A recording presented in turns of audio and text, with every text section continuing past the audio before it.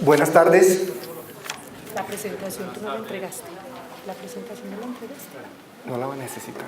Ah, no la necesito. Vengo a anunciar una derrota. No la derrota de la ciudadanía que con responsabilidad social y ética anhela una ciudad bien diseñada, con eficaz normativa y procesos de gestión. Vengo a anunciar la derrota del área metropolitana, socio estratégico del municipio de Envigado, porque al autorizar la tala del túnel verde va a ratificar que es un instrumento de ciudades insostenibles, dependientes de vehículos motorizados, con ocupación especulativa y saturada del suelo. No nos hagamos ilusiones. Los funcionarios del área metropolitana tienen que obedecer a sus patrones, es decir, los alcaldes del área. No solo van a aprobar esta tala masiva, sino la de otros árboles para la ampliación de la avenida Las Vegas entre El Éxito y Jumbo, con el fin de facilitar el acceso al centro comercial más grande que tendrá Colombia. También van a condenar los árboles de la vía distribuidora de la avenida regional, con el mismo fin. El espacio público convertido en otra registradora de ganancia privada. No es que haya un retraso de 10 años en la siembra de árboles, sino que las autoridades ambientales permitieron la desaparición de los pulmones verdes que ya teníamos. Esta audiencia es una pieza teatral más en el guión de una construcción sin urbanismo, carente de tejido humano y de espacio público, que produce finalmente ciudades desarticuladas, fragmentadas y grises.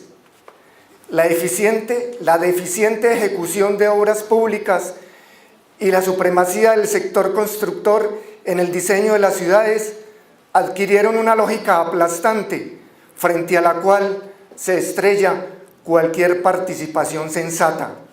Sin embargo, la responsabilidad de la ciudadanía con el medio ambiente, con la salud y el territorio supera de lejos el precario compromiso del AMBA y de Corantioquia, entidades que fungen y fingen como autoridades ambientales.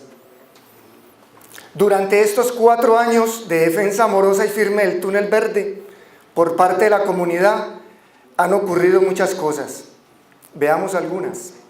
Primero, se desnudó el acto ilegal de Corantioquia al otorgar permiso de tala de árboles sin exigir el estudio histórico, paisajístico y cultural, ni una correcta socialización, ni un esfuerzo para minorar el impacto en el tramo.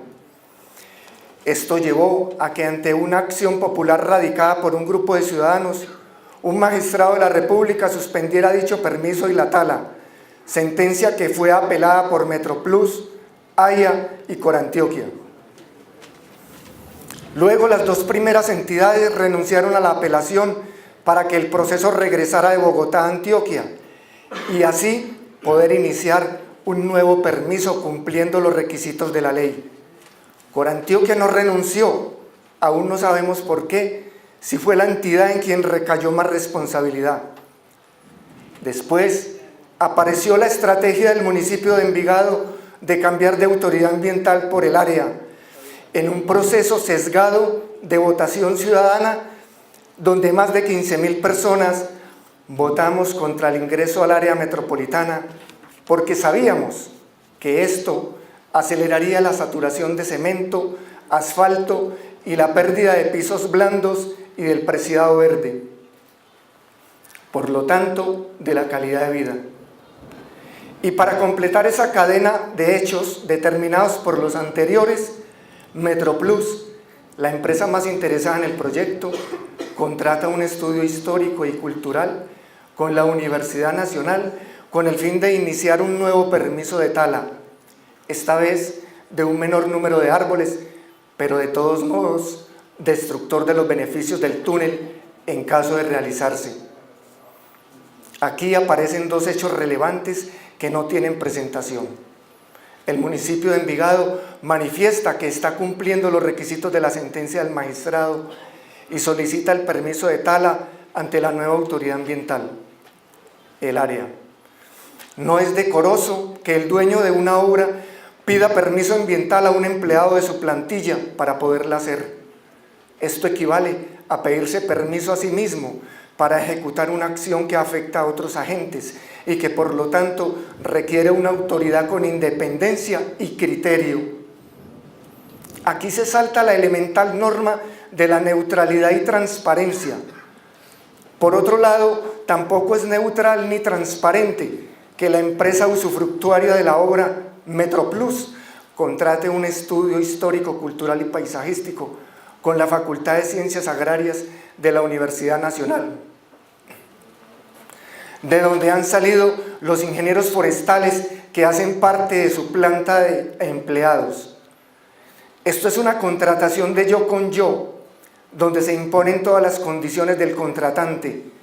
Aquí se filtra algo más grave, y es cómo la universidad pública perdió su alma y su norte al subastarse en el mercado de la infraestructura pública y privada. La desfinanciación a la que la sometió el Estado la lanzó a la autofinanciación, a atrapar contratos que pasan por encima de su misión de defender el patrimonio público. No es extraño entonces que el estudio elaborado por la Universidad Nacional carezca de integralidad, de contexto climático, de compromiso con los elementos que ayudan a contrarrestar las emergencias ambientales. Incurre en disparates que buscan justificar el sacrificio de los árboles. Tuvo omisiones adrede, como no cuantificar el aumento de la temperatura en el túnel verde en caso de eliminarse. Desprecia la conectividad ecológica que existe allí y convierte en malvados y victimarios a los árboles. En conclusión, este estudio fue hecho a la medida de las pretensiones de su contratante, al igual que lo es esta audiencia ambiental acomodada a las aspiraciones de los solicitantes de la tala y de la obra. La comunidad queda arrasada por toda esta maquinaria maquiavélica a favor de obras que conurban más el territorio y envenenan más el aire.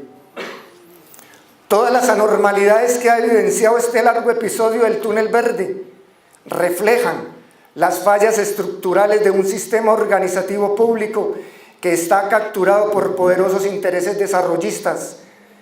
Explica el nivel de subdesarrollo de la nación, la ausencia de buena planeación y visión a largo plazo, la supremacía de intereses privados y particulares que pasan por encima del bienestar común, de los derechos colectivos. También configuran uno de los eslabones de la inequidad, la exclusión, el atraso y la violencia. En resumen, la forma como se tramitan los proyectos de infraestructura demuestra que no hay un verdadero control a la depredación y desordenada construcción en las ciudades. En lugar de los urbanistas, entregaron la ciudad a los urbanizadores, a quienes importa más el metro cuadrado que la vida generada por un buen diseño.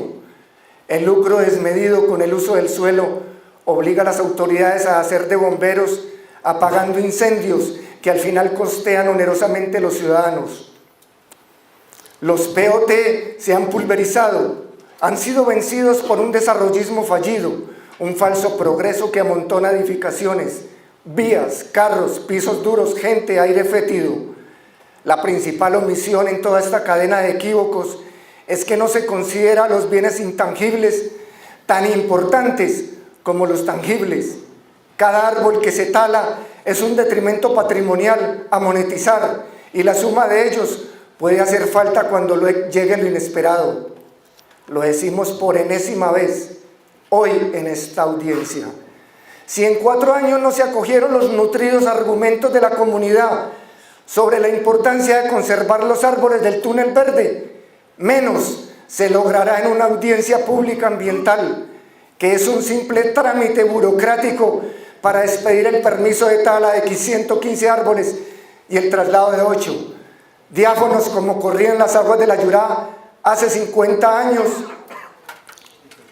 han circulado análisis y propuestas alternativas juiciosas, formuladas por ciudadanos ambientalistas, columnistas académicos, organizaciones ecológicas y sociales. Han repetido sin cesar que los árboles son fuente de oxígeno y atrapan micropartículas lesivas para la salud.